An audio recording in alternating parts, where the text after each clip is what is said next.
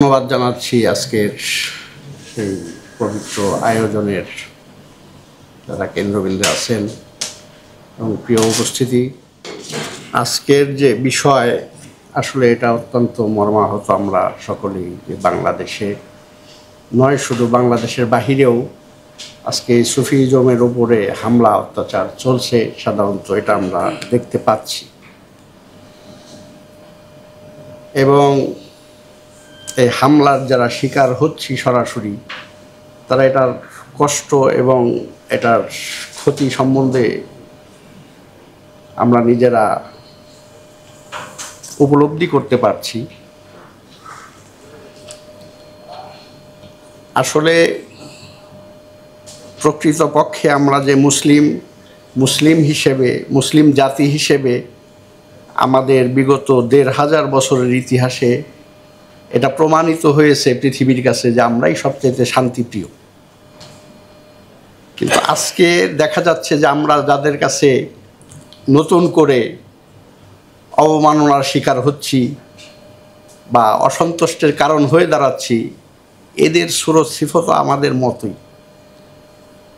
আমরা যে এই হাইলাইটে দেখলাম যারা মাজারের উপর অত্যাচার করতেছে, তাদের সুরতের ভিতরে দেখা যাচ্ছে তাদেরও টুপি আছে, তাদেরও জুব্বা আছে, কিন্তু তাদের হাতে লাঠি আছে।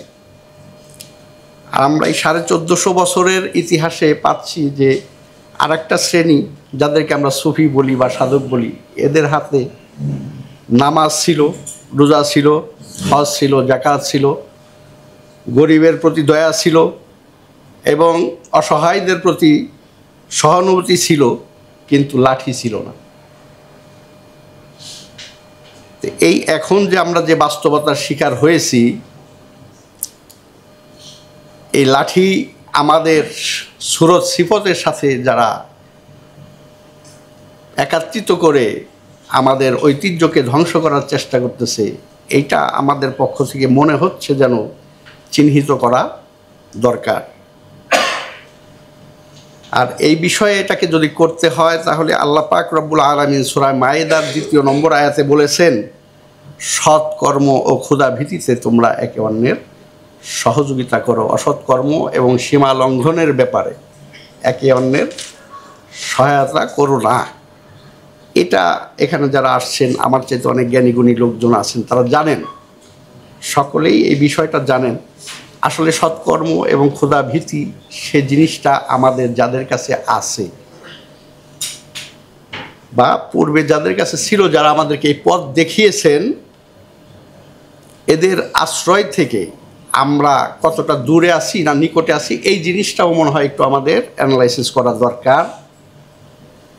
আজ থেকে আমরা মোটামুটি ২০ বছর বা ৩০ বছর আগের দিকে যদি ফিরে তাকাই, তাহলে দেখা যাচ্ছে যে বাংলাদেশে আহলুস সুন্নাত ওয়াল জামায়াতের বহিরাগত যে দলগুলি ছিল, এগুলির সংখ্যা তুলনামূলকভাবে অনেক কম ছিল। এখন ধীরে ধীরে বাড়ছে এবং বাড়ছে এই বাংলার জমিনে নয়, শুধু পৃথিবীর মুসলমানদের অর্থ দিয়েই দেখা যাচ্ছে যে মুসলমানদের দুশমন তৈরি হচ্ছে, এরকম পাওয়া যাচ্ছে।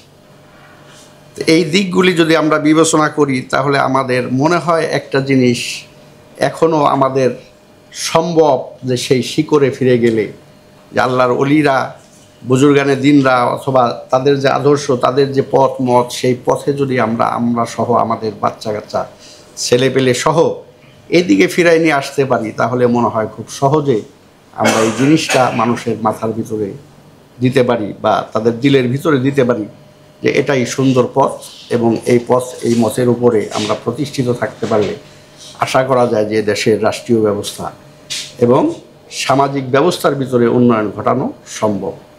আল্লাহ পাক আমাদের সকলকে তৌফিক দিক। আমি এই আশাবাদ ব্যক্ত করে আমার সংক্ষিপ্ত বক্তব্য শেষ করছি।